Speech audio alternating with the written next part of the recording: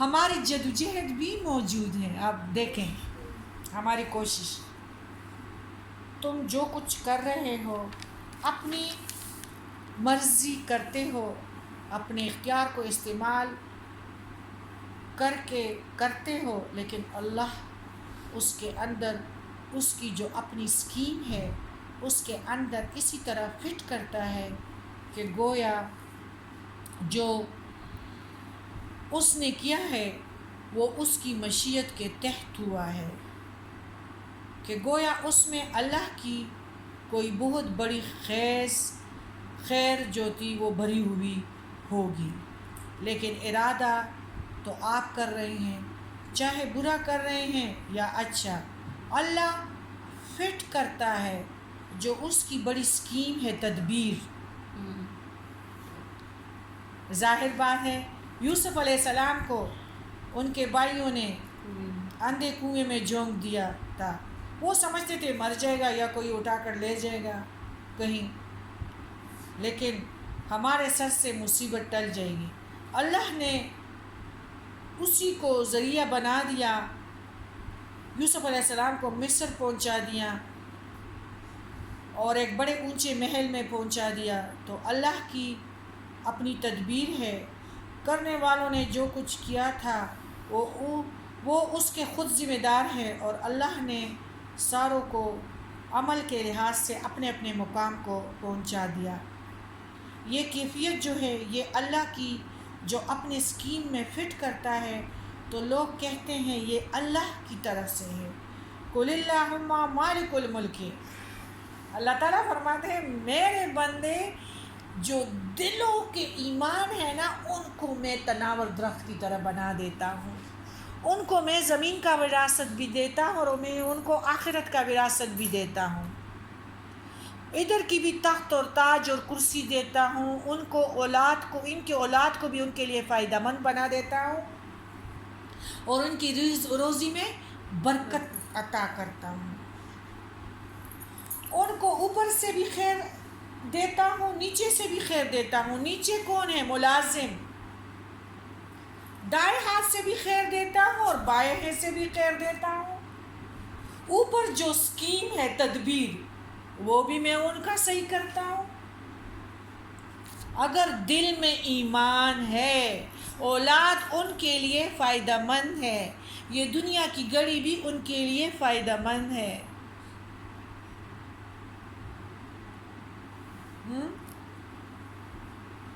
اللہ تعالیٰ فرماتے ہیں میرے پاس تو جو میرے لیے محبت کے بیج دل میں بوئے، ایمان کو اندر داخل کرے. وَمَنْ خَافَ مَقَامَ رَبِّهِ نَهَا النَّفْسَ عَنِ الْهَوَىٰ،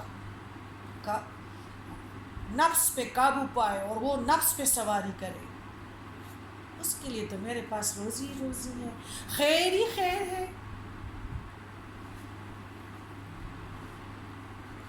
اس کے لیے تو آسانی ہے، پولیس صراط سے بھی گزرے گا، اس دنیا میں بھی سے گزرے گا. اس میں خیر میں دیکھو بیدہ الخیر، اس میں بڑی گہرائی ہے. میں نے پشتو میں ہے کہ ہر خبر دی پتول باندھی پورا دا کہ انسان پوشو نو بیا خبر دا بدلا، کہ یا اللہ تیری ہر بات جو ہے نا وہ وزن کے حساب سے بہت ہی صحیح ہے. اگر انسان سمجھ جائے تو اس کے لیے بہت ہی میٹھا پل ہے. سمجھنے کی دیر ہے، صرف سمجھنے کی دیر ہے.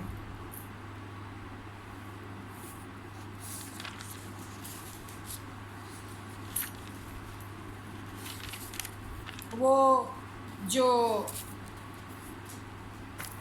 قُلِ اللّٰهُمَّ مَالِكُ الْمُلْكِ پہ تو آپ لوگ سمجھ گئے نا.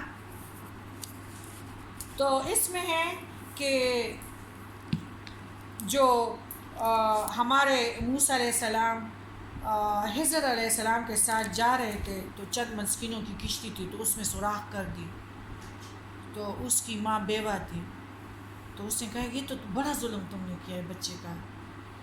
تو اس نے کہا میں نے نہیں کہا کہ تم میرے ساتھ نہیں رہ سکو گے، نہیں چل سکو گے، تم صبر نہیں کر سکو گے.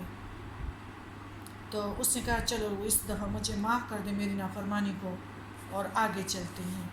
پھر اس نے اس طرح کیا کہ ایک لڑکے کو مار ڈالا. تو پھر حضرت موسیٰ علیہ نے فرمایا یہ تم نے کیا بے گناہ تم نے اس کی جان لے لی. تو اس نے کہا دیکھو تم نے پھر صبر نہیں کیا. اور پھر ایک گاؤں میں چلتے ہیں تو وہ مہمان نوازی نہیں کرتے، انکار کرتے ہیں. پھر ادھر ایک دیوار جو تھی وہ مطلب ٹوٹی ہوئی تھی تو اس کو درست کیا. ہاں تو پھر وہ کہتے ہیں کہ ان لوگوں نے ہماری مہمان نوازی نہیں کی، یہ کو تم صبر نہ کر سکے نا. چلو آج میں تمہیں ابھی بتاتا ہوں.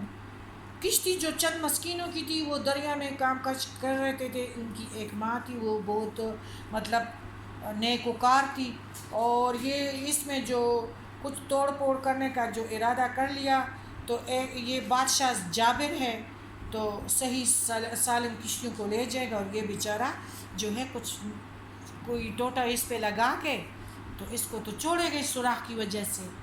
تو یہ اس دن مزدوری کر لے گا اور اپنے ماں کے پاس رہ جائے گا. نیکی کرو گے اولاد کے ذریعے سے بھی تمہیں ملے گا. تمہاری اولاد بھی انشاءاللہ دین کو پھیلائے گا. تمہارے اولاد بھی کچھ نیک کام کریں گے. تمہارے اولاد کو بھی کدھر سے خزانے ملیں گے.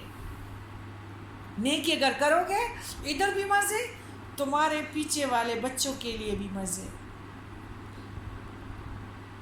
ایماندار سلطان پیدا کرتے ہیں، بے ایمان سلطان پیدا نہیں کر سکتے. سلطان کون ہوتے ہیں؟ مجاہد، علم سیکھنے والے، علم سکھانے والے. یہ وڈائیوں والے سلطان نہیں جو ٹائٹ پہن کے پھرتے ہیں اور سلیو لیس سوٹ، اور ہم بیچارے لوگ بھی بغیر کسی وجہ کے ان کی نقل کرتے ہیں مینڈکوں کی طرح. تو ہم بھی ان کی نقل کرتے ہیں. وہ والے سلطان نہیں، بی بی عائشہ حضرت عمر کی طرح سلطان. تو اچھا ان کی یہ اپنا کشتی توڑے سے تختے سے صحیح کر لے گا، انشاءاللہ یہ کمائی کرے گا، اپنے ماں کے پاس چلا جائے گا. اچھا جس لڑکے کو میں نے مارا تھا اس کا باپ ایماندار تھا، تو یہ کل ان کو داڑھی سے پکڑتے اور وہ عاجز اور پریشان ہو جاتے تو پروردگار ان کے بدلے ان کو پاکیزہ اولاد اور محبت کرنے والا اولاد عطا کرے گا. قل اللہم مالک الملک. اللہ تعالیٰ انصاف کرتا ہے، وہ ایسا کسی کو ملک و تخت و تاج نہیں دیتا. بات کی سمجھ آ گئی نا؟ ابھی تک آپ کو اس کی بغیر تفسیر اور حدیثوں کے بغیر میں بیان کری تو آپ کو کچھ پتہ تھا؟ طوطے کی طرح رٹ قل اللہم مالک. نماز کے بعد بڑھو پھر غیبت کے لیے بیٹھ جاؤ، محفل لگی ہوئی ہے، غیبت کرو، منافقت کرو، کسی کی عزت خراب کرو، لڑائی کرو، کسی کو گالی دو، کچھ کرو. قل اللہم مالک الملک تؤتی الملک من تشاء وتنزع الملک. یہ طوطے والی بات. ان کو اللہ تعالیٰ پیار کرنے والا بچہ عنایت فرمائے گا. پھر دیوار کا قصہ تم نے جو مجھ سے پوچھا کہ دیوار ان لوگوں نے مہمان نوازی نہیں کی، تو یہ یتیم بچے ہیں اور ان کا باپ جو تھا وہ بڑا نیک شخص تھا. یہ تیرے رب کی چاہت تھی کہ یہ دونوں یتیم اپنی جوانی کی عمر میں آ کر یہ خزانہ پالے، اور رب کی مہربانی اور رحمت سے سلامت اس کو نکال لے. میں نے اپنے رائے سے کوئی کام نہیں کیا. یہ تھی اصل حقیقت ان واقعات کی جن پر اے موسیٰ تم سے صبر نہ ہو سکا.